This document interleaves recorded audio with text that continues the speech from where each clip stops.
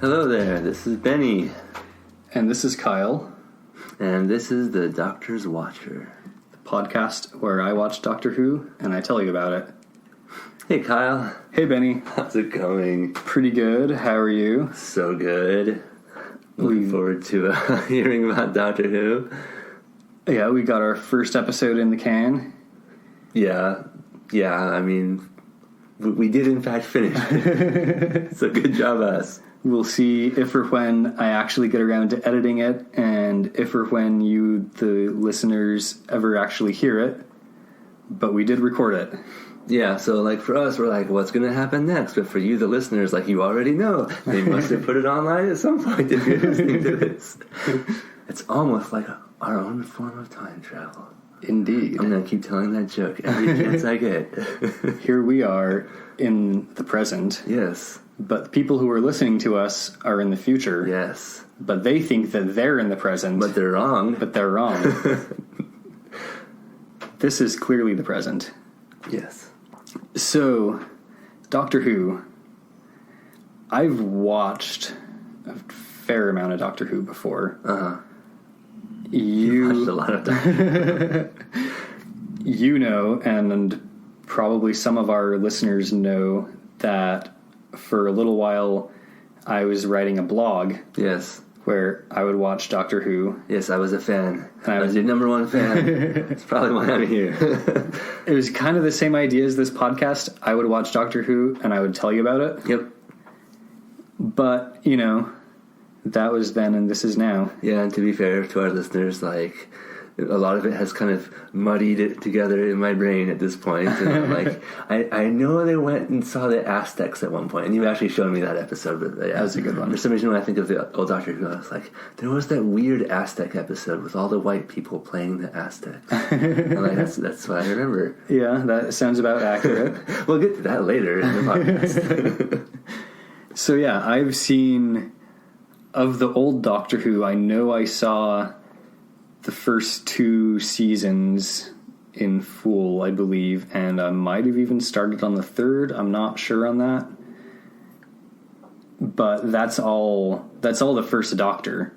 In my blog, I never even got past the first Doctor. Mm-hmm. I've seen a couple of episodes here and there of later Doctors, but, you know, I couldn't really say I'm terribly familiar with any of them. Yeah.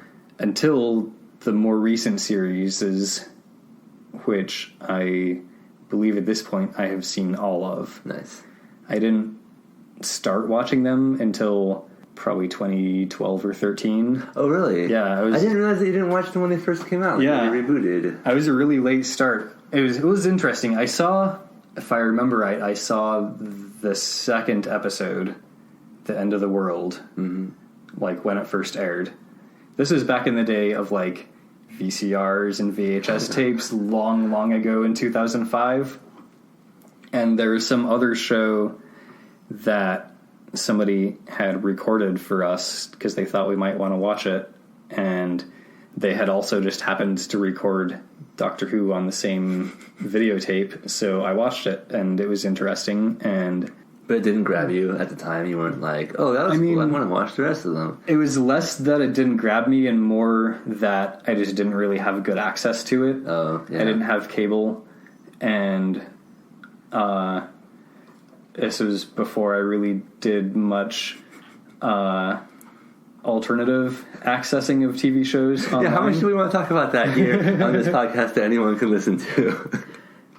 Well, I will say on this podcast that is public and available for law enforcement and other people to listen to, that Classic Doctor Who is available on BritBox, which is a streaming service put out by the BBC. Sponsor us, BBC. Indeed, we would love your money. We want your sweet, sweet BBC money. We want your shillings and pounds.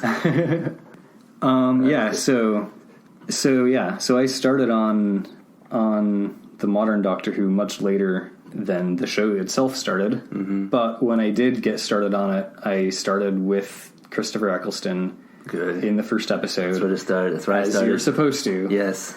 So I guess that's my brief Doctor Who history. Is I've seen all the modern stuff from Eccleston through Jodie Whittaker, and I've seen very little, relatively speaking, of the classic Who, but still a fair amount. Yeah. So, now that we're in the second episode, and we're all friends now, I can reveal that I have indeed watched a fair amount of Doctor Who myself. And I started, as Kyle did, on Christopher Eccleston, the Ninth Doctor. He'll always be my Doctor. And I think I watched it, like, I don't remember if it was as it came out or, like, shortly after, but I think it was right around that time that I was watching these. And I really love the Christopher Eccleston stuff. I think I watched like the first season or so of David Tennant, and then I don't know, just for some reason, like I like David Tennant. I think he's great. I think he's a great Doctor. But I guess I just got bored with it or into other shows or something, and then afterwards I just sort of like checked in every now and then. Like I've seen a couple episodes of Matt Smith, whom I was never like a huge big fan of, and I think you showed me like 1 or 2 episodes of Peter Capaldi, and I don't think I've ever even seen any of the Jodie Whittaker ones, because those relatively just came out. Right. I don't think that we've watched any Doctor Who since she's been the Doctor. I mean, to be honest, like I really love Christopher Eccleston, and like after that though, to me they just kind of went lower and lower in tiers. I can kind of see that. I don't even know like how I feel about Jodie Whittaker because I've never seen her. Maybe she's amazing. Right. This is all, spoilers for season 20,000 of our podcast, by the way. But yeah, I would... Of who the future Doctors are? Right. I mean, yeah. I imagine that, by episode 20,000, people probably know that there were other Doctors. Right. But yeah, I would tend to agree of the modern Doctors, I think, for the most part. Eccleston is definitely my Doctor. Yes. They always say, good, you remember your first. We can still be friends. And Kyle, we should have this first. I liked Tennant. I can understand why so many people have him as their favorite. Yeah, he's great. He was really good. I liked him a lot. Matt Smith, I was not a particularly big fan of. It just didn't really feel like the Doctor to me. Yeah. And I know the Doctor has different personalities and different phases of life and whatnot. He's not always an old asshole. Right. But, the old asshole is kind of funny sometimes. Actually, that would have been funny, like, if they had just kept the same personality, but recast it all the time. That'd be really interesting, actually. Been, like, seeing Christopher Eccleston being like, oh, you wouldn't understand. I'm not even going to bother explaining it to you. And then, the classic stuff, I've just seen the stuff that you showed me, which is just a couple episodes. Right. Like the Aztecs. So, yeah, I guess that's basically kind of our history with Doctor Who. Yep. History that is going to be expanded greatly over the course of this podcast. Yes. Yeah, that's all I know, and the little I remember from your blog, which was like 10 years ago? Something like that. It's been a while. Yeah. So, what do you say we find out what's happening with the Cave of Skulls? I mean, like, they have such good titles in these episodes, like The Unearthly Child, and I'm like, she's not of this earth. And, like, no, she's a teenager, like, listening to her rock music and doing a weird hand dance. And here's, like, the Cave of Skulls. Like, oh my gosh, like, how rad is that? Is it a cave made entirely of skulls? Is it a cave full of skulls? It is a cave with talking, living skulls. Probably not. They didn't have a budget. Well, it's interesting that you mentioned the name, because right now each episode is individually named. Unearthly Child, Cave of Skulls. I won't spoil the future names because I don't have them listed in front of me. But at some point they stop doing that, basically, and they start giving names to, like, the overall serial or the story that they're telling. Yeah. So then you'll get, the Planet of Crazy Shit Part 3. Part 3 is where the Planet of Crazy Shit really got good. Really gets crazy. Yeah. Up until then it was just shit. You can only get the crazy shit starting in episode 3. They kind of roll it out, like, episode 1, they're just kind of on a planet. episode 2, they kind of realize it's a shit planet. Yes. It's not till episode 3. Yep. So, after this break, let's talk about the Cave of Skulls.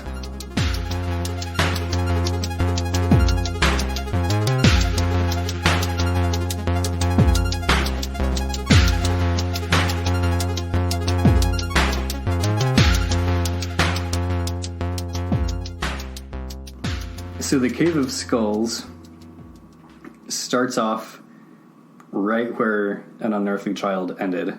I believe it's probably even the exact same model shot of our little 5-inch TARDIS. They're really getting their money's worth. Right. That 5-inch TARDIS. And we see the shadow approach. They're 5 pounds, 6 shillings worth.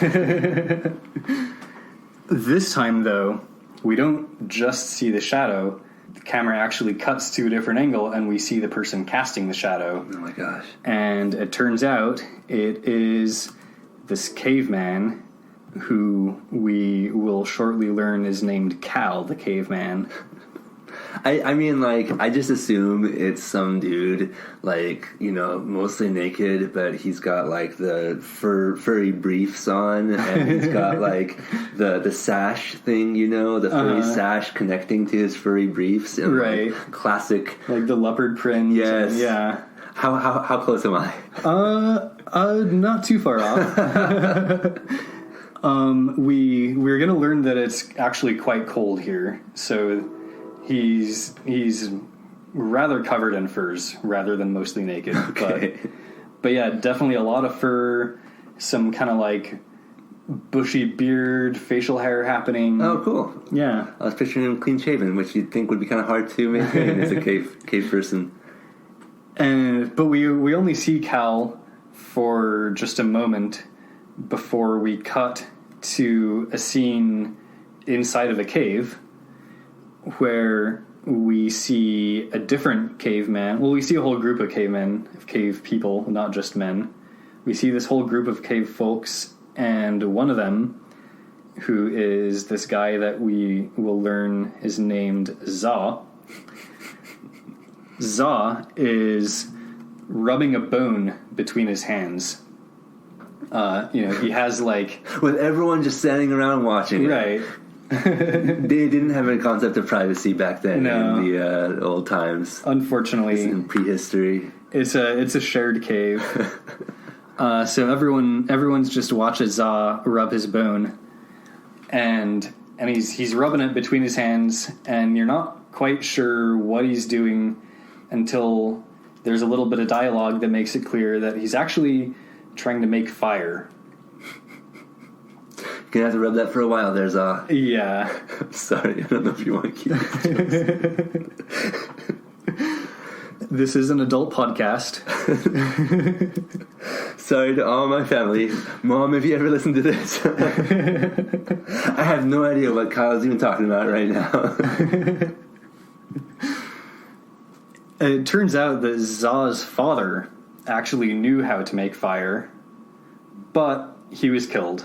Oh, man. And he never showed Za how to do it. How literally nobody knows how to make fire anymore. Civilization is doomed. Right. Essentially, basically, yeah. We're introduced to an old woman in the cave. I don't think we ever get a name for her that I ever caught. I think she's just the old woman.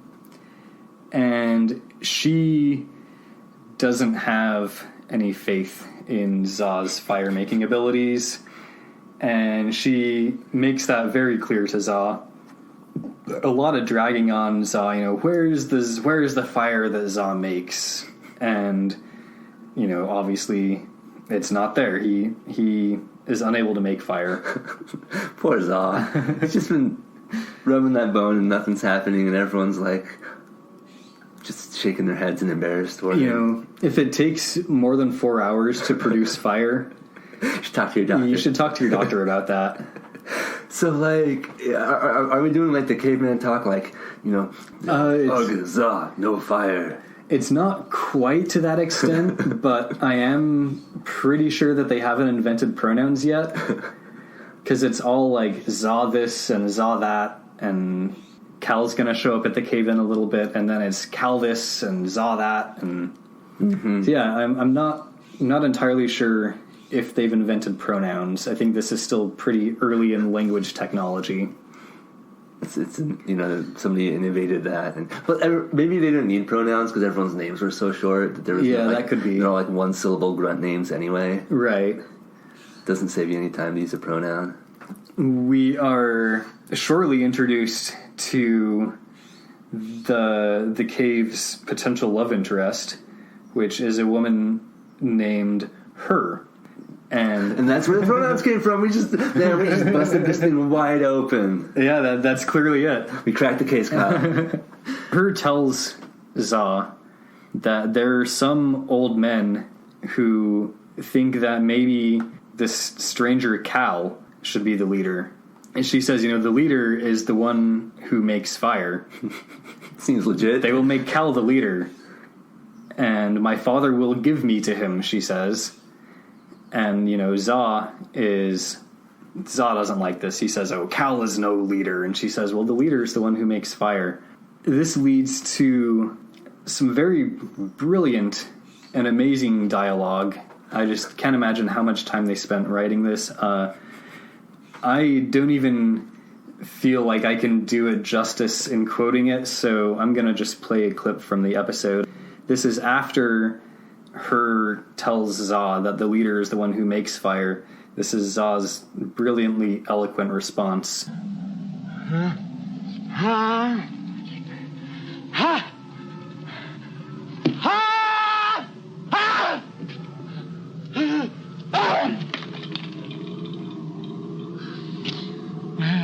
is the fire gone? Where? I mean, what a brilliant political speech. Like, how could you not vote for Za being the leader after that? I kind of wish that we still had the same political system that they had back then, because I feel like, I don't know when you're listening to this right now, but in 2019, the person in charge, I'm pretty sure you could give him a stick and, some shavings or something, and he would never be able to make fire.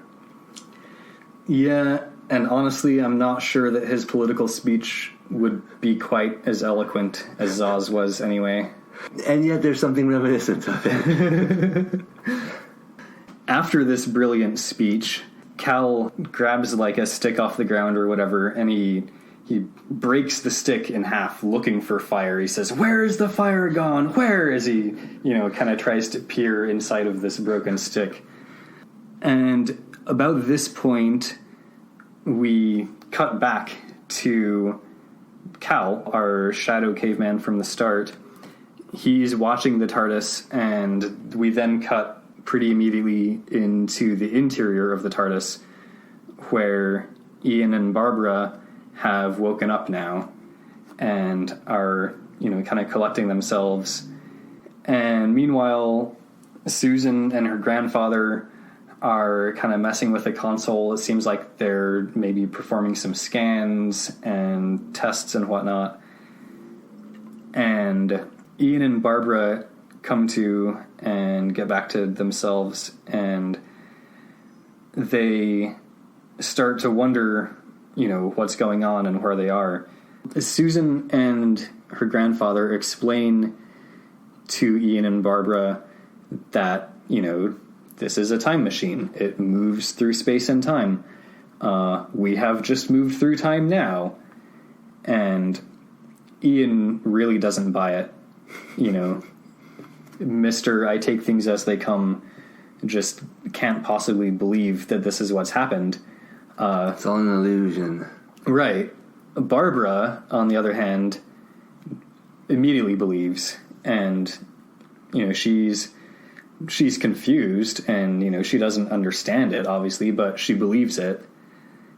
The doctor or the grandfather shows them, this is, he kind of motions to like a TV screen in the TARDIS, and he says, this is the scanner, this is the immediate view outside the ship right now, and it's all, sand and dirt and rocks. And, Ian's like, oh, that's what we're going to see when we go outside, and, just completely flabbergasted by this whole thing. and not believing it and not buying it. And there's an interesting little exchange where the grandfather is saying, You really are a stubborn young man, aren't you? and Ian says, All right, show me some proof. Give me some concrete evidence. he'll believe it, or he says he'll believe it, if it can be proven. Like, so far they've just been, in this room, you know. As far as he knows, there's still the junkyard outside. He's, sort of beginning to accept that, the TARDIS is bigger on the inside, but, time travel, that's beyond the pale. I mean, come on.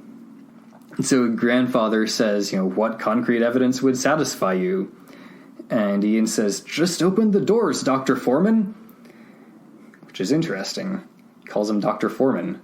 Because, of course, Susan's name is Susan Foreman. Or, that's how she was listed at her school or whatever. Mm-hmm. So Ian says, just open the doors, Dr. Foreman. And grandfather says, Hey, Doctor Who?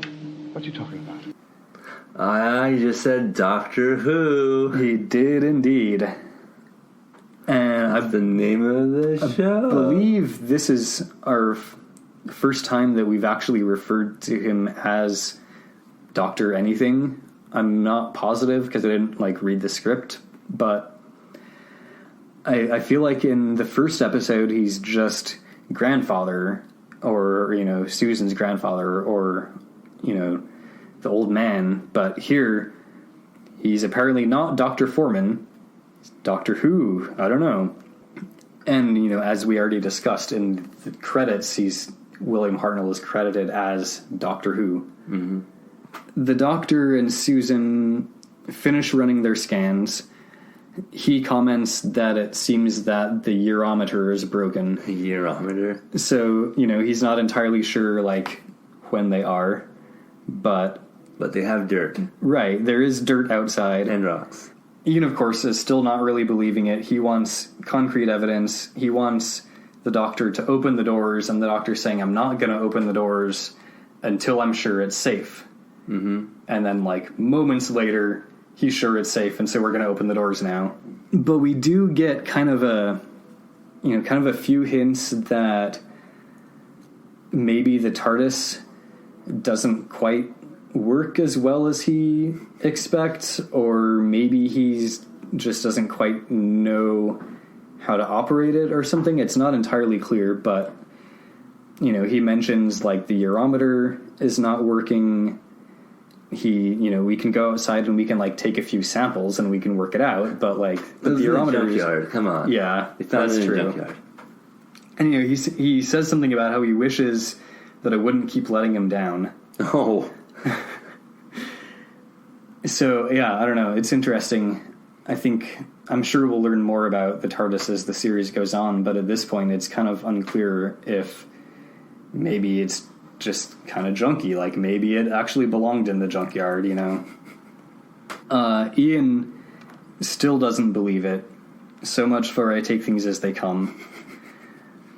Barbara says, I can't help it. I just believe it.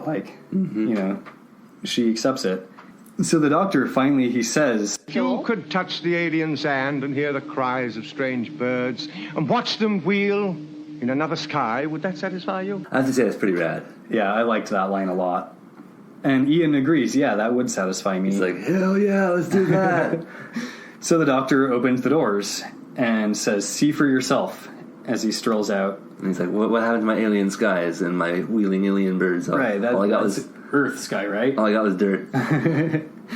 So, we've just established, if you open the doors, that's concrete evidence. I would believe that. Yep. If I see alien birds wheeling in the skies, I would believe that. Mm-hmm. The doors open. What's Ian's response? It's not true. It can't be. Dang it, Ian. Yeah. The Doctor just says, well, I have no time to argue, and he walks out. I guess I would call that our Doctor is a jerk sequence. It's not really a moment, it's kind of an extended sequence. This is our Ian is a flat earther sequence for this episode. Yeah, that works. And it's kind of the similar jerkiness as we got on the first episode, is the whole idea of you don't understand a thing, but you're also too dumb to understand it, so I'm not even going to bother trying to explain. I'm just going to drag on you for not understanding it. So, what do they find outside the TARDIS? I will tell you in just a moment. Cool. Hey everyone, this is Kyle. Here on the Doctor's Watcher, we don't have any sponsors, at least not yet, and we haven't even set up a Patreon or anything, but we appreciate you listening. Maybe we'll get around to setting up a Patreon or whatever later, or maybe we'll try to sell you some mattresses or meal prep kits or whatnot. But in the meantime, Benny and I both have Venmos. If you really want to send us some money, let's start with you sending an email to thedoctorswatcher@gmail.com and we'll work something out. Thanks for listening. So we leave the TARDIS, and one of the first things that happens is another kind of indication that maybe the TARDIS actually belongs in the junkyard, which is that the Doctor walks out and he kind of looks back at it and he says, There's still a police box. Why hasn't it changed? Dear, dear. How very disturbing. And we don't really get much more at that moment. We just get that line for now. You know, we get a little bit of dialogue between Ian and Barbara and Susan, where Ian is still kind of coming to grips with being completely fucking wrong. And he says, you know, there must be an explanation. And I'm sitting here at home saying, yeah, the explanation is that you traveled through time, dude. The explanation that the Doctor literally just gave you. Yep. Turns out that was the explanation. The Doctor, meanwhile, has kind of wandered away from the other three. You know, he needs to go take his samples to work out what year they're in. And so he kind of wanders a little ways off and starts poking around in the dirt.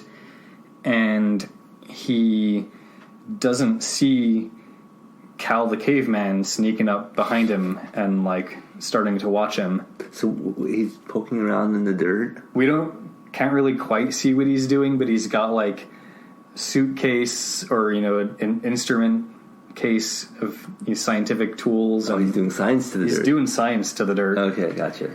And meanwhile, Barbara finds some skull in the dirt that Ian is kind of marveling over. He's like, oh, you know, there's no antlers or horns. Like, maybe it's a horse.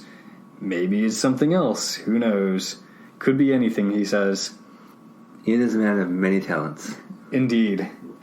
But he is coming to grips with the situation. He looks around and, you know, he kind of marvels at the incredulity of there being a police box in the middle of all this. And then Susan has a moment where she comments on, you know, oh, it should have changed. This, you know, it's a police box. It should have changed. She says it's been an ionic column and a sedan chair. And Barbara cuts in and she's like, disguising itself wherever it goes. Yes, that's right. You know, Barbara's smart. Like, she picks up on these. Quick on the uptake. Yeah. And Susan's like, exactly. But why not this time, you know? Why is it still a police box? Well, because all they had was rocks back then, and if it disguised itself as a rock, you'd never be able to find it again. Right. And, you know, also, probably the BBC didn't have a whole lot of budget, and there's a police box They couldn't left just over. Who knows? do another rock. Right. Say that's the TARDIS. But how do you, like, a police box, you can step inside it, so, like, it has a built-in door, so you can enter the TARDIS. How do you step inside an ionic column? I was wondering that myself. Like, a sedan chair, you can sit in it, but then everyone can see inside it. Right. And does the chair, like, fold up on you, Yeah. and then you're inside, or... Maybe it's one of those covered ones. Oh, that could work, yeah. It's all fancy. But yeah, then the column, like... That one makes no sense. I guess I'm imagining, like, a panel that opens and swings out from... But, like, I don't know. That's not a very wide doorway. Yeah. Barbara goes to talk to Ian, and she's come to grips with it. You know, she doesn't understand it, which she tells Ian, you know, I don't understand what's going on any more than you do, but, like, clearly something's going on. And I think she's selling herself a little bit short there, though. I think she understands. If she's even like on board with the whole time travel thing, then she understands it better than Ian does. Yeah, I think that's true. They talk for a minute, and she mentions, something about Dr. Foreman. Even some of the things Dr. Foreman says. And Ian interrupts her, and he cuts in and he says, That's not his name. Who is he? Doctor Who? And, part of me kind of thinks that anytime a character in a TV show or movie says the name of the episode or the show or the movie, there should be like confetti flying. And I guess here we've got our second confetti flying moment of the episode as Ian wonders, who is he? Doctor Who? It's not the title of the episode, but title of the show, that counts. Well, we made it all the way through like episode 1 without having actually said Doctor Who. So I imagine people were like writing into the BBC like, why is your show called Doctor Who? Like, and then they were like, oh crap, like we gotta stick it in there. So at this point, we cut away from Ian and Barbara and Susan and back to the Doctor, who, has been doing science on the dirt, being observed by Cal the caveman, and he takes the moment to have a smoke break. He pulls out his pipe and packs some tobacco in it and lights up a match and He's got the fire. pipe. And yep, as soon as he does that, Cal knocks him the fuck out because he's got fire. Heck yeah. Of course, back at the TARDIS, outside the TARDIS, Susan and Ian and Barbara hear the Doctor like shout or whatever and, start to get worried that something's up. And, Susan starts freaking out, just screaming and crying, and yeah, she really has just completely lost it, like, instantly. Like, do they know that he's been kidnapped at this point, or is she just like, something happened? No, they just something happened. They don't know anything. Just something happened. I guess it was a few moments after she had realized that she couldn't see him anywhere, so she was starting to get concerned, and then they heard him shout or whatever, and then she just completely loses it. But, they kind of look around a little bit, and they're able to find his tool case that he was doing his science with. And, of course, that actually makes Susan freak out and scream and cry even more because, like, here's his things, but not him. Clearly something is up. We cut back to the cave, inside the cave, where there is a huge discussion about the secret of fire. Who is Orb going to show the secret of fire to? I think Orb is their word for the sun. Orb will only show the secret of fire to the leader. Za says, I am the leader. Orb will show me. And I will go and I will stare down Orb and make it tell me. Right. I won't blink until Orb blinks. Everyone's like, yeah, good luck with that. We get a little bit of Cal's backstory here, actually. We learn that Cal is not from this tribe. I guess love interest Her had previously referred to him as the stranger Cal. And yeah, we hear now that Cal is not from this tribe. He's from a different tribe. And Cal's entire tribe froze to death.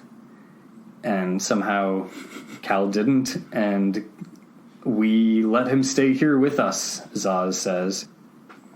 And somewhere around this time, Cal actually shows back up at the cave with the Doctor in tow. Like he's fireman carrying the Doctor into the cave and sets him down on, this stone slab and whatnot. And Cal tells all the cavemen that, this strange creature here... Inside, he's full of fire. And the smoke comes from his mouth. There was a strange tree, the creature was in it. And, of course, Cal can't resist the impulse to, like, get some drags in on Za here. He says he came out of a strange tree. Za would have run away if he had seen it, says Cal. You'll die if you wait for Za to make fire for you. I'm your true leader. I carried this creature here to make fire for you. And, you know, this... He can't make fire himself, but right. He found someone who can. He found... That's delegation. Exactly. That's a sign of true leadership. That's great leadership. He just got my vote. You know, he's going to surround himself with all the best people. I take back what I said about my vote. So this conversation actually goes on for quite a while. Lots of discussion about who will make fire, who won't. Just not sure how much like meat there is on that bone. Right. Like I think we've already established the basics. Za says that he's gonna go kill some bears for their warm skins. Screw you guys, I'm gonna kill some bears. We can wear their warm skins. Who needs fire? Right, exactly. We got bears. But you know, Za wants fire, and you know, this goes on for quite a long time until eventually the doctor actually wakes up. You know, Cal knocked him out, but he woke up eventually, and you know, as he kind of starts to wake up, they continue their discussion of, you know, oh, Za is not the fire maker, and, you know, this old man, the creature will make fire for us. It was around this point in the conversation that I started to think about their language technology. We discussed this a little bit earlier, how they haven't quite invented pronouns yet, or maybe pronouns are just kind of being invented. But one thing that I was thinking is that I think the idea of names is a pretty new technology to them. You know, probably they didn't really need names before because there weren't very many people, but now they're starting to get some more tribes and like more people, so they've come up with the idea of names. And Cal is like really into this technology. He likes names a lot. He's always saying, I, Cal, brought the creature who will make fire. I, Cal, will be the leader. Za will not make fire. Za will not kill bears. I, Cal, will blah, blah, Za. So, does he actually say I, Cal? He does. Like he's got the singular several times. He's almost got it figured out that, like, you don't need to say Cal if you say I. If you say I. It's like the prototype of that new technology of pronouns is already there. Or maybe pronouns are an existing technology and they're trying to figure out the transition to names. Yeah, it's like the metric system. Right. It's like you just take some time to like catch on. Right. I guess in that case it's not like the metric system. I, Cal, am a true leader. And I, Cal, carried him here to make fire for you. And I, Cal, brought him here. But I, Cal, am not afraid of fire. I will make my creature make fire. But, you know, at some point, the doctor wakes up and he hears the conversation going on around them. At this point in the series, we're just hand-waving the fact that everybody speaks English everywhere. And the doctor, you know, hears all this conversation and he says, you know, let me go and I'll make all the fire you want. You know, he's making big promises. I'll make all this fire for you. And he says, you don't have to be afraid of me. I'm an old man. And, you know, just let me go and I'll make all this fire for you, and et cetera, et cetera. Yeah, you want fire? Oh, yeah, I'll give you all that fire. All the fire you could want. And it's like, you know, got the cannon sticking out the side of the TARDIS. He's lining up his D6s, getting his fireball spell ready. Yes. But he realizes, as he goes to make fire for them, he realizes that he doesn't have his matches. I guess, you know, when Cal knocked him out and dragged him off, the matches must have been left behind, and so he can't make fire. he's starting to get worried. So I don't have my matches. And he tells them, take me back to my ship and I'll make fire for you. All the fire you want. Za is, I think, actually kind of happy at this turn of events because now Za gets to drag on Cal. It's been Cal dragging on Za the whole time, but now it's, Cal says he will make fire, but Cal will not make fire. The old man cannot make fire. Za does not say he will do something and not do it. Za says he will do something and does it. So, yeah. So he's going to kill those bears. Watch out. Yeah, bears. he's going to kill the bears, and we're going to wear their skins and be warm. To be fair, that actually doesn't sound like the worst idea. Yeah, and, if you don't know how to make fire, killing bears for their skin's probably more reliable. I would vote for somebody who could, one-on-one a bear. Yeah. But, Cal says that Za will give you to the tiger. And he rubs his hands and waits for us all to remember him. And, yeah. Cal basically is ready to kill the doctor if he doesn't make fire.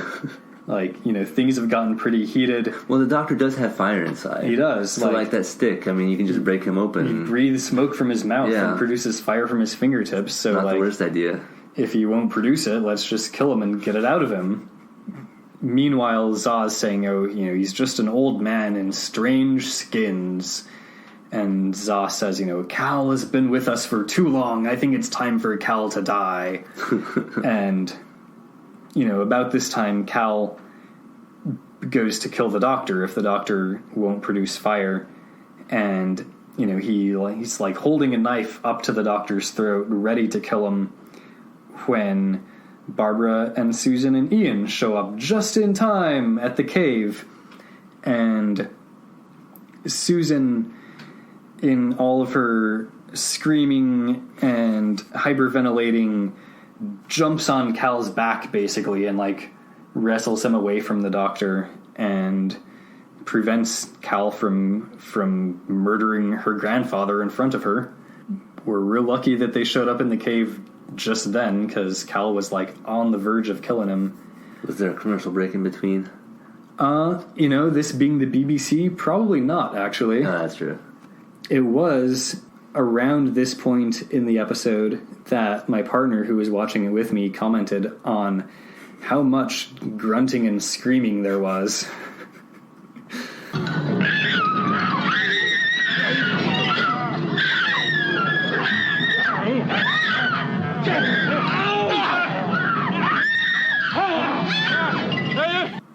So now that everyone's back together, we've got the doctor and Susan and Ian and Barbara all here in the cave. They've saved the doctor from being killed by Cal, but at this point the four of them are kind of captors of the cavemen, and the cavemen decide that they are going to take them all to the Cave of Skulls. Okay, finally. So now we get our main confetti blast of the episode. Everyone looks into the camera. Right. We don't actually get to see the Cave of Skulls ourselves yet. We've got some more dialogue and discussion that has to happen first. Is it about who's going to make fire? Somewhat, yeah. They're always talking about who's going to make fire. It's a pretty big deal. Well, the old woman actually has an interesting point of view. The old woman doesn't want fire. She says that fire will kill us all in the end. It's kind of unclear whether she thinks it's going to burn everything down, or if it's more of a political thing, fire's gonna divide us from one another. And you know what, dying of cold was good enough for my parents and their parents before them. Right. We can all just freeze to death like we used to do back in the day. But we do have a bit of a discussion between Za and the father of her, the potential love interest, in which Za tells him that old men never like new things to happen. This is our you don't like change, things are going to change, but old men don't like change. This whole fire thing. Right. That all the kids are into these days. I just don't understand it. And her, the potential love interest herself, you know, it seems pretty clear that she is going to end up with whoever the leader is. She doesn't really have much choice about it. It sounds like, you know, she tells Za, you know, father's going to give me to the leader. But it seems like she wants to be with Za because she kind of tries to convince her father to give her to Za. And she says, you know, if you give me to Za, he will remember and he will always give you meat. But the conversation doesn't really go anywhere from there. I kind of feel like they do that a lot in these early episodes. We'll kind of have like bits of conversation and bits of discussion that you're like, oh, that's probably important. And then it never gets followed up on. Yeah. So who, I mean, at this point, who feels like the good caveman? Like, who are we rooting for, Za or Cal? Yeah, that's a good question. Who's the better looking one? It's usually the good guy. That's a good point. They're 1963. They're both pretty scruffy. Uh-huh. We do see Cal first, you know, because he's the shadow at the start of the episode. But he's an ominous shadow. Is that points for him? It might be. He's less ominous when we actually see his face. Yeah, I don't know. I think I might go for Za as the leader just because, like, he doesn't know how to make fire, but he's trying. Yeah. You know? Yeah. He's rubbing the bone. Yep. He's talking to Orb. And, like, what's Cal doing? Like, he's just kidnapping old men.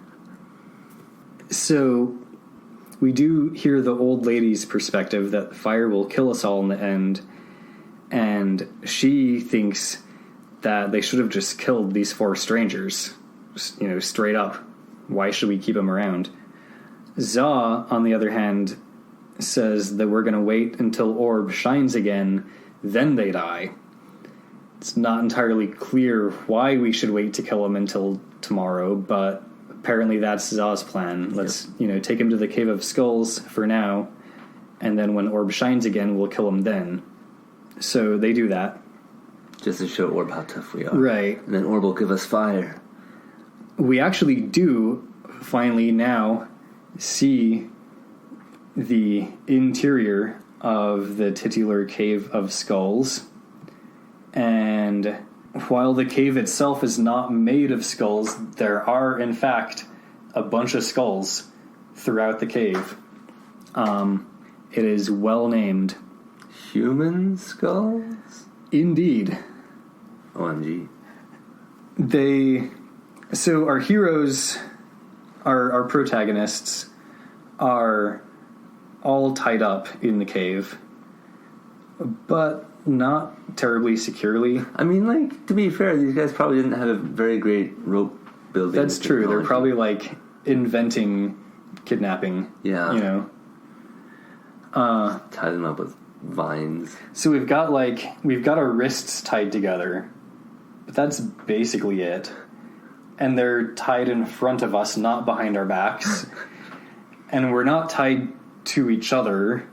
So, you know, if I were in this situation, I could just walk up to you and say, hey, Benny. Yes. If you untie my wrists, I'll untie your wrists. I feel that's some pretty, like, advanced thinking, though. That's true. We don't... This advanced problem-solving skills. We don't actually get that solution in this episode. Ian does say that we'll use our cunning to escape. That's the plan. We'll use our cunning. That's a good plan. It's better than using our stupid. The doctor apologizes, actually, for getting them into this mess. Oh. Which I was a bit surprised by. You know, we've seen him this whole time being just a curmudgeonly old jerk. Yeah. But, you know, I guess he apparently realized that, you know, he literally kidnapped 2 adults against their will. Yeah, like that part was took them through time. Like, why did he do that? I mean, other than the fact that he's probably going to kill them to keep them quiet, or just dump them. Enjoy 12 million BC, losers. Peace. I mean, maybe if the TARDIS was working better, that might have been the plan. Yeah. Who knows? But, he does realize that, we're in a pretty sticky situation now, and he apologizes to everyone. And Ian, is kind of looking around the cave a little bit, after making sure, everyone's okay. He's kind of looking around, and he looks at a couple of the skulls, and he has a realization. He says, "Look at the skulls. They're all the same. They've been split open." Oh, dang. And we, the viewers, see a big hole in the forehead of the skull he's looking at. Look at the skulls. They have no antlers. These could be anything. And Barbara's just shaking her head. And yeah, as soon as he has the realization that they've been split open, we get our title card. Next episode, Nice. The Forest of Fear. Oh, yeah.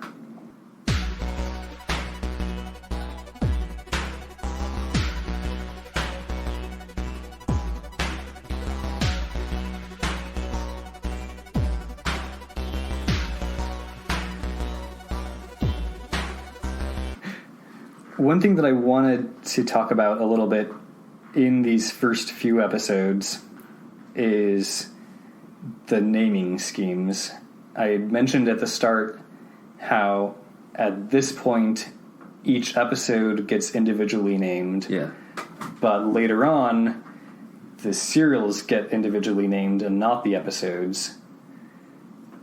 So when we get to that point, of course, the serials will have official names. The case of the missing stuff, Yeah. part 3. So this one isn't like the one with the cave people. Right.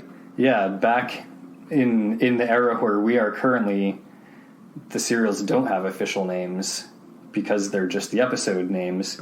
So the fans online, the Doctor Who fan community, I'm assuming probably from the 60s on, has basically given them names. Oh, cool. It's not the cave people one. Right. So in a lot of cases, they'll just use like the name of the first episode of the serial, but not always. Often they'll use a name that's not one of the episodes in the serial. It's unrelated. And so, for example, this serial that we're currently watching is commonly referred to as 10,000 BC. Oh, gotcha. The name of the serial. But none of the episodes in it are called 10,000 BC. Does anybody ever actually say that we are in 10,000 BC? I don't think so. I don't think the year is ever actually identified. But the other interesting part of it, though, that I wanted to mention is that when I say that it's commonly referred to as 10,000 BC, that's kind of only somewhat true, because this serial as a whole, I won't spoil how many episodes the arc is, but this serial is actually commonly referred to as an unearthly child. I disagree. I think an unearthly child is just the first episode. And that's kind of its own little package deal. Like, that first episode has nothing to do with 10,000 BC. They could have gone from there to any time, any place. The only indication we have is, like, the last shot of the model TARDIS in the sand and dirt. And we don't know, like, that could be alien sand and dirt in the year 20 million. So, yeah. So I consider an unearthly child to be its own separate entity, and this current serial that we're discussing is 10,000 BC. It is not an unearthly child. It is just 10,000 BC. So, like, you see the Unearthly Child as a standalone episode. Basically, yeah. Its own serial. Even though it doesn't really go anywhere or do anything. It's just kind of this right. It's like intro. It's like the prologue of the entire series, essentially. Okay. That makes sense. Yeah. So, yeah. Are you listening, Doctor Who fans? That's my rant to the internet. We An don't Unearthly like- Child is not 10,000 BC. We don't like your serial naming conventions. So, take that. I think that's the only one I've disagreed with so far, but I will let you know, internet, if I find any others that you are incorrect on. Also, if they never actually say that they're in 10,000 BC, we shouldn't call it 10,000 BC. We should call it the one with the cave people. I'm good with that. The serial is officially called The One with the Cave People. Yes, we've decided. Better update your wikis. Well, I think that's what I've got for the Cave of Skulls. So I hope you all join us next time for episode 2 of The One with the Cave People, The Forest of Fear. Bye.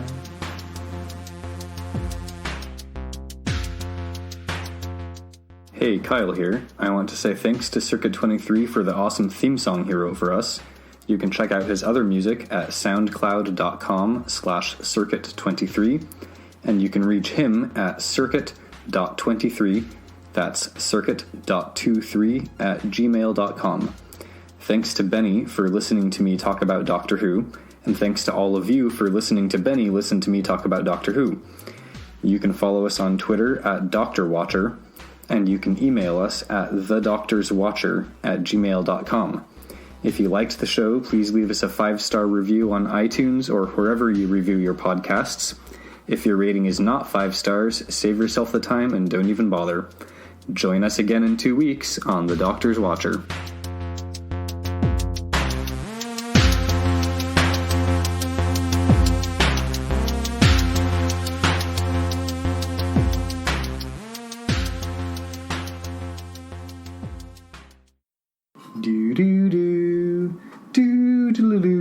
Doctor Who.